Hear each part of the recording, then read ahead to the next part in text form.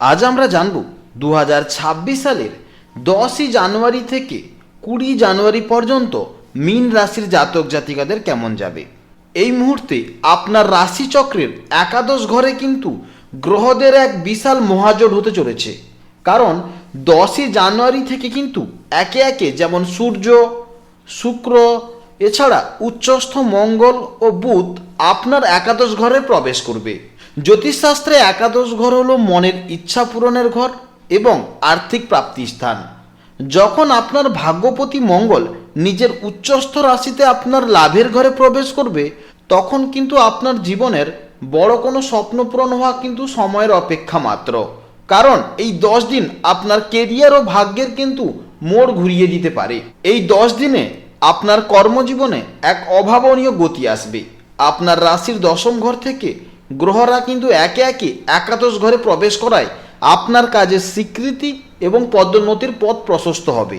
বিশেষ করে 16ই জানুয়ারি মঙ্গল কিন্তু আপনার একাদশ ঘরে প্রবেশ করবে উচ্চস্থ অবস্থায়। মঙ্গল মীন রাশির জন্য অত্যন্ত শুভ গ্রহ। তাই উচ্চস্থ মঙ্গলের প্রভাবে আপনার সাহস ও কর্মদক্ষতা বহুগুণ বেড়ে যাবে।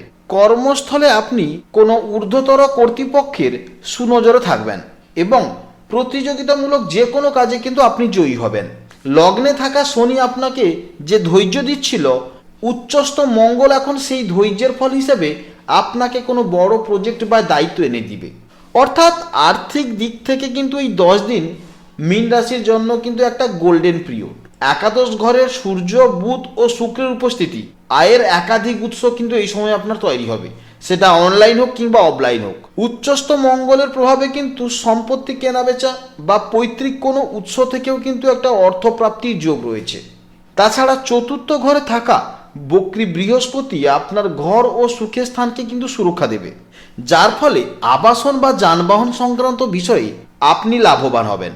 চন্দ্র যখন এই 10 দিনের মাঝামাঝি সময়ে আপনার নিজের রাশিতে আসবে, তখন আপনার আর্থিক পরিকল্পনাগুলো কিন্তু বাস্তবে রূপ নিতে শুরু করবে।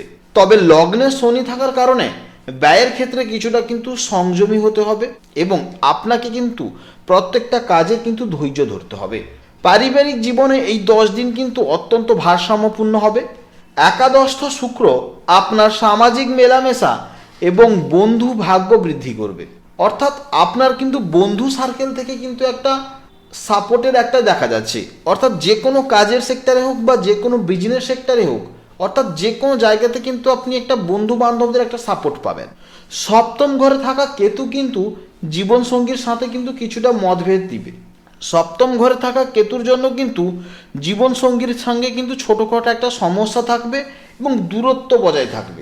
আপনার রাশির অধিপতি বৃহস্পতির শুভদৃষ্টির ফলে কিন্তু সম্পর্কের মধ্যে বড় কোনো ফাটল ধরা দিবে না। সন্তানদের সাফল্য আপনার কিন্তু মান সম্মান বৃদ্ধি করবে। 16ই জানুয়ারির পর পরিবারে বড় ভাই বা দিদির কাছ থেকে কিন্তু বিশেষ কোনো সাহায্য বা পরামর্শ পেতে পারেন, যা আপনার উপকারে আসবে।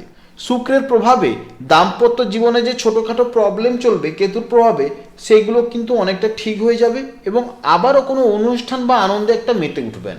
স্বাস্থ্যের দিকে যদি দেখি, লগ্নে শনির অবস্থান কিছুটা আলস্য বা ক্লান্তি দিলেও একাদশে যেহেতু আপনার সূর্যের তেজ আপনার জীবন শক্তি বাড়িয়ে দেবে।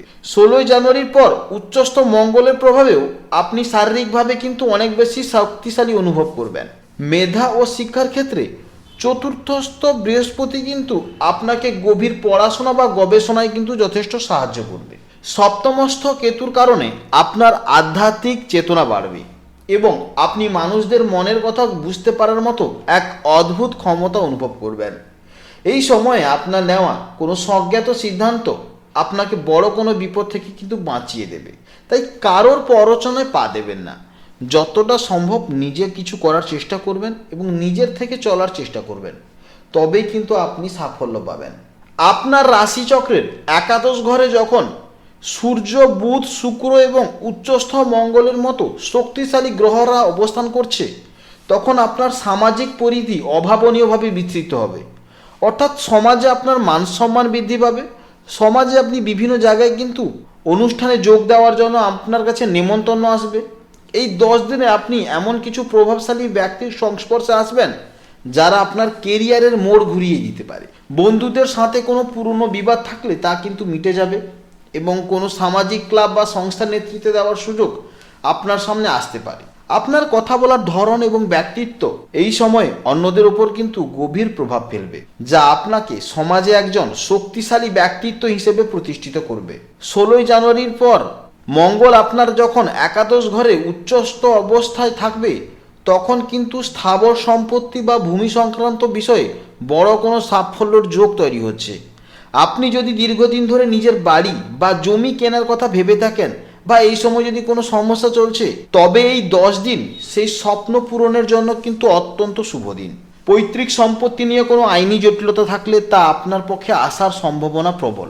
এছাড়া নতুন কোনো যানবাহন বা শৌখিন ইলেকট্রনিক সামগ্রী কেনার জন্য শুক্র ও মঙ্গলের এই সহাবস্থান আপনাকে কিন্তু অনুপ্রাণিত করবে। অর্থাৎ মীন রাশির জন্য এই 10 দিন হলো অনেক দিনের পেন্ডিং কাজ বা অনেক দিন ধরে কোনো কাজ সম্পূর্ণরূপে হচ্ছিল না, সেগুলো কিন্তু এবার হওয়ার সময় চলে এসেছে। কারণ উচ্চস্থ মঙ্গলের তেজে আপনি জীবনের সব থেকে বড় চ্যালেঞ্জগুলো মোকাবিলা করার সাহস পাবেন। যারা প্রতিযোগিতামূলক পরীক্ষার প্রস্তুতি নিচ্ছেন বা বড় কোনো প্রজেক্ট বিট করছেন, তাদের জন্য কিন্তু এটি বিজয়ের সময়। নিজের ওপর বিশ্বাস রাখুন, কারণ গ্রহরাজ শনি আপনার লগ্নে বসে আপনাকে যে পরীক্ষা নিচ্ছিলেন, একাদশস্থ গ্রহরা কিন্তু এখন আপনাকে সেই পরীক্ষার শ্রেষ্ঠ পুরস্কারটি পুরস্কৃত করবে। অর্থাৎ মীন রাশির জন্য এই 10 দিন হলো সাফল্যের চূড়ায় আরোহণ করার সিঁড়ির মতো। মনে রাখবেন, লগ্নে শনি থাকা মানেই কঠোর পরিশ্রম, আর একাদশে উচ্চস্থ মঙ্গল থাকা মানেই সেই পরিশ্রমের রাজকীয় প্রতিদান। এই সময়ে সুযোগ আপনার দরজায় আসবে, শুধু আলস্যতা ত্যাগ করতে হবে নিজেকেই। কারণ শনি যেহেতু আপনার লগ্নে আছে, আলস্য ত্যাগ করে কাজে নেমে পড়ুন, তবেই কিন্তু আপনি সফলতা পাবেন বিজনেসে। তাই ভালো থাকুন, সুস্থ থাকুন, সাবধানে থাকুন। জয় রাধে রাধে।